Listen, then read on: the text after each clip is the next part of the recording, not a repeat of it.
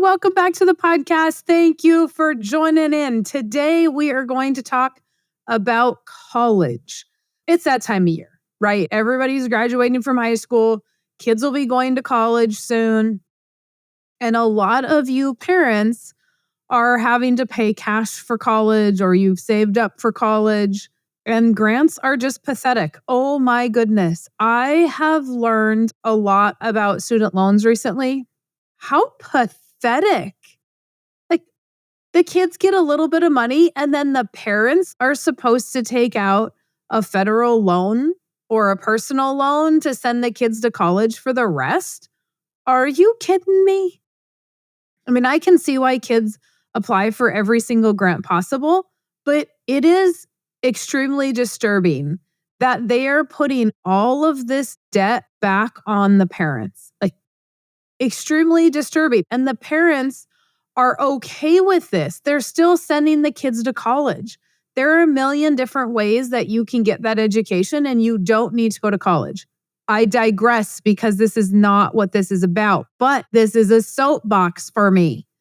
Okay, so let's say that your kids are going to college and a lot of parents will say, well, we don't have the money to start a life insurance policy. And we can't do this infinite banking thing yet until the kids get out of college because we're paying cash for college. So let's talk about that a little bit and the fact that if you pay cash for college, that cash is now gone. So the whole reason that we are using the life insurance policy is because if we pay the premium, that money is earning uninterrupted compound interest the rest of our life. And we have a death benefit attached. But we also have the cash value piece of this policy that we get to borrow against. So instead of paying cash for your kids' college, what if you just took that money, put it into a policy, paid the premium, turned around, borrowed the cash value, and used that to pay for the kids' college? So we can get a little bit more money in year one. And we can possibly get more into cash value to be able to turn around and borrow more, depending on how we have to structure the policy, what you have going on financially, all those sorts of things. But people think, well, I don't have the money because if little Johnny goes to college and let's say his tuition is $20,000 a year. Well, now that $20,000, I need 4 years of that. Right? So I'm going to need $80,000 that I can put into the policy and turn around and borrow out. But in all reality, if you are somebody that has saved all this money and we have all the money, well, we can use it every year to pay a little bit of premium. Or I have clients that will put the $20,000 in and then they're going to borrow and they will pay it back throughout the year so that they have it next year again to borrow and pay back. So instead of needing $80,000, they only need to put $20,000 into that policy the first year. And then every year after, the premium is going to be much smaller. Because we use that life insurance cash value kind of as a line of credit where we're going to borrow and then pay back and then borrow and pay back. And so it's kind of hard to imagine it without seeing it. But if we've borrowed $20,000, so let's just imagine this. If we've borrowed $20,000 from the policy, then, or against the policy, then we make payments back. Let's just say it's $1,000 a month. Easy, or $2,000 a month. We make the payment back. We have it there again next year to borrow, right? If we've saved it and we have it in a 529 plan, or we have it in a savings account, or we have it in a CD, then can we use the $20,000? Can we take $20,000 out of the CD, pay our premium, turn around, borrow what we need, and pay for college? Now, I'm making that very simple. The numbers are going to be just a little bit off, especially if you're just starting the policy. But what if you already have an existing policy? Why aren't you borrowing from that policy to pay for the kids' college? Now, some of you might say, I just want it done. I just want it paid for. I don't want to pay interest on the kids' college. Well, why are the kids not paying you back for college? It's very noble of you to want to pay cash for their college, but you now don't have that money earning compound interest and dividends if you've paid cash. If we've borrowed against it, why can't they pay you back? Why are you paying for all the kids' college? Because if they pay you back when you die, do they not get their money back? They're going to get some death benefit, right? They're going to get their money and then some.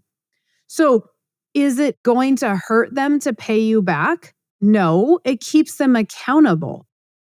We want to make it so easy for these kids because it was so hard for us. But think about this. If you're sending your kid to college and they cannot make enough money getting out of college to pay for their student loan back to you, then why are you even sending them to college? Do they need a degree in that field to be able to even make more money?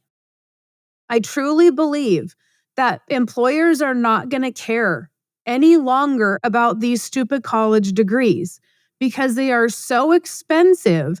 And when you get out of college, you don't make enough money to pay it back. But if they were to pay you back, you could have them pay you back over a longer period of time. You could have them start whenever you wanted to pay, right? Or whenever you wanted them to start paying you back. You could have them start at any time. But by paying cash, you are giving that money to the school. If you first put that money into a life insurance policy, borrow against it, now we have uninterrupted compound interest on that money. The kids have more inheritance, a lower interest rate on a loan, because interest rates probably, I don't know what they are in student loans right now, probably 7-8%. On a policy loan, it's under 4 to 6, depending on the policy. And so look at how you're utilizing that money for one thing. You're only doing that one thing. And it's one thing that so many people are doing right now. And parents are taking student loans out and they're co-signing or they're just signing for them. And the kids' name's not even on there. That's absolutely crazy to me. I mean, I suppose if your kid's a doctor, that would be great. But what if they go to school to be a doctor and then they hate it? You know how many people I know, and think about people you know that went to college and they're like, okay, this is what I'm going to go for. I'm going to love it. And then they get done and they absolutely hate that job and they don't even go, they're not even working in that field. We have a neighbor kid that went to school to be an engineer.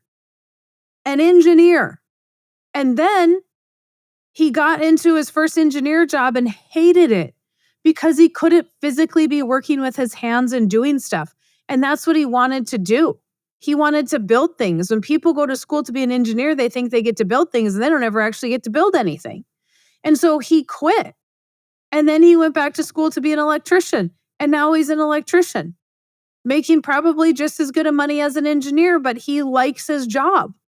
So if we're paying all this money, let's make sure that they're going for what they want. But why are we spending cash on that? And then they don't even follow through with it. Do you have, what kind of family anger does that cause? I paid cash for you to go to school to be a doctor and an engineer, but you don't even like it and you left the field. Or we paid for you to be a nurse, but you left that field because you didn't like it. You guys, those are the fields that people are leaving on a very rapid pace. Doctors, nurses, right? They don't want to be in that field anymore. Teachers. I paid for you to go to school to be a teacher, and now you're not even doing that. So now we have wasted money and nobody's paying us back for that. So thanks, Mom and Dad.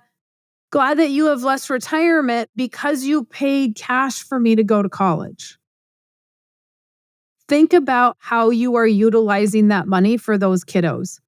If you have comments, let me know. If you have questions, let me know. If you want to see strategies, make your appointment so we can look at the strategy of how that works. I actually have a lot about this in the Life Without the Bank book. I have a whole chapter on kids' college and what it's actually costing you to pay cash for them to go to college. And it is costing a lot of you your retirement. So get the Life Without the Bank book. If you haven't, if you're thinking about paying cash for your kids' college, order that book now before you do that. And then set up your appointment and we could talk about it. Mary Jo at withoutthebank.com if you have questions, comments, concerns, or go to withoutthebank.com and grab your book. All right, guys, you have a fantastic rest of your day.